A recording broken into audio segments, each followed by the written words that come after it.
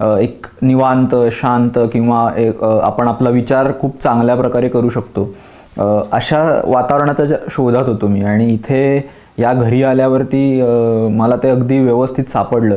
अशा खूप आठवणी या घराशी माझ्या निगडीत आहेत. त्यामुळे मला ही जी स्पेस आहे माझी ती खूप सुरक्षित वाटते.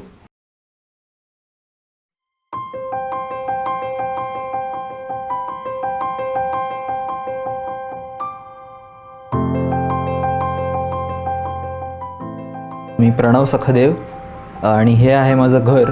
या लिहित्या लेखकाच्या घरामध्ये मी तुमचं स्वागत करतो. मी ॲक्च्युली पुण्यामध्ये आलो तेच मुळात लिखाण करण्यासाठी.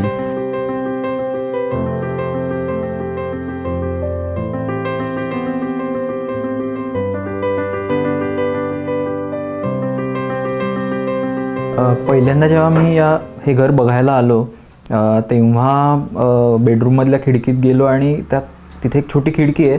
त्या खिडकीला लागूनच सोनचाफ्याचं झाड होतं आणि ते झाडाला त्यावेळेला बहर आला होता खूप. त्याचा सुवास गंध येत होता. ते बघून मला इतकं आवडलं की नाही, इथेच आपल्याला राहायचं आहे, हेच आपलं घर आहे.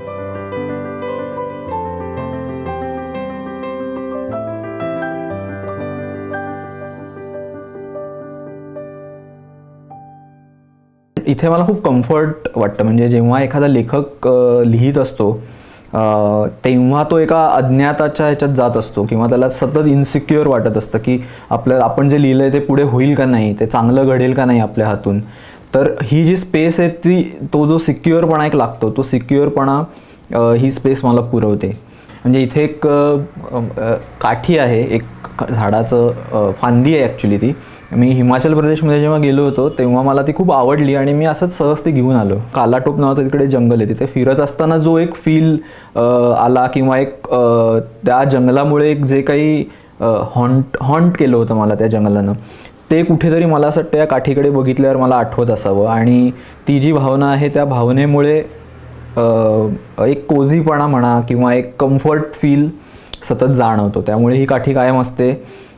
याशिवाय इकडे मी माझ्या डेस्कच्या अगदी बरोबर वर पिनबोर्ड आहे. त्याच्यावरती जे काय माझं काम आहे ते सगळं डकवून ठेवतो. म्हणजे कुठल्याही कथेचा एखादा छोटासा ड्राफ्ट असेल किंवा त्याचं कथाबीज असेल ते सगळं इकडे डकवून ठेवतो, कारण मला ते सतत माझ्या डोळ्यासमोर लागतं.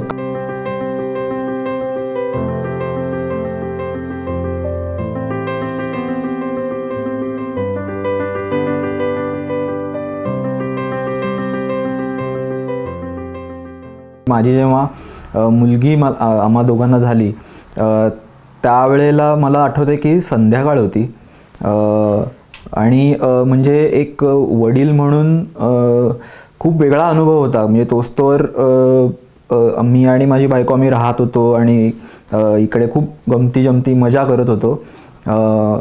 पण ती झाल्यानंतर जेव्हा मी पहिल्यांदा घरात आलो तेव्हा घरात पूर्ण अंधार होता. मी दिवे लावले आणि मी प्रत्येक वस्तूला सांगितलं की तू आली आहेस. घरातल्या अंधाराला सांगितलं तू आली आहेस. मग चप्पल स्टँडला, टी व्ही पलंगाला आणि बुक शेल्फला, किचनमध्ये धूळ साचल्या डब्यांना आणि न धुतलेल्या भांड्यांना, वॉशिंग मशीन, फ्रीज, गिझर, सगळ्या गॅजेट्सना. त्यांना समजलं का मला माहीत नाही. त्यांना समजलं का मला माहीत नाही. पण मी मला समजण्यासाठी त्यांना सांगितलं तू आली आहेस. पण मी मला समजण्यासाठी त्यांना सांगितलं तू आली आहेस, तू आली आहेस, तू आली आहेस.